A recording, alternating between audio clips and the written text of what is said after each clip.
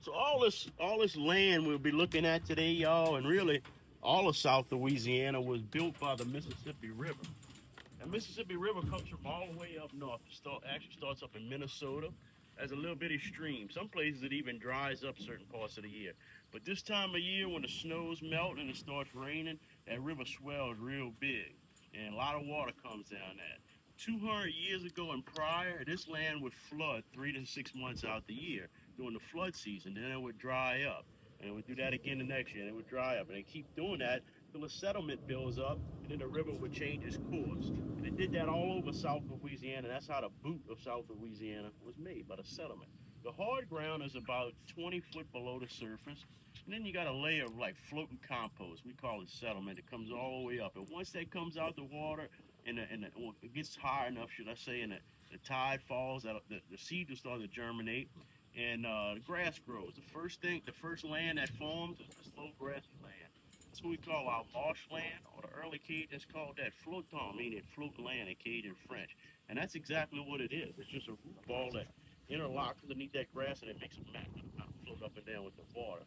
And then you have all different types of trees that'll grow. You look at them, most of them very small and mangled up, and they don't get very big. The reason being is those trees have surface roots. They have all types of them. You have all kinds of trees that come down that seeds that come down that Mississippi River. You got willow trees, oak trees, all that.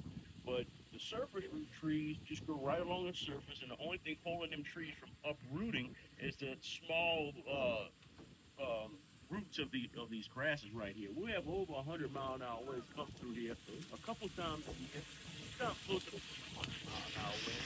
They just kind of up the tree. The only tree that's going to grow for any period of time and get tall, those ones on the point right there. That's the ball cypress tree. Those are a little bit different. Those are kind of unique.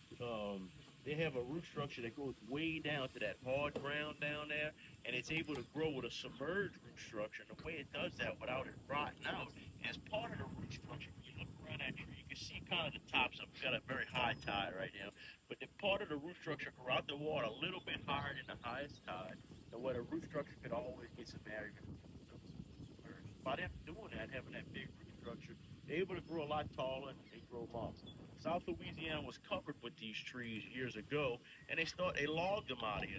They cut them all down because not many people lived out here. It flooded a lot of the year, So they was cutting these trees out of here, not realizing that it would cause one of the biggest problems we have today, and that's called coastal erosion. They say we lose about a football field of land each day off of South Louisiana, and sometimes a lot more than that, y'all.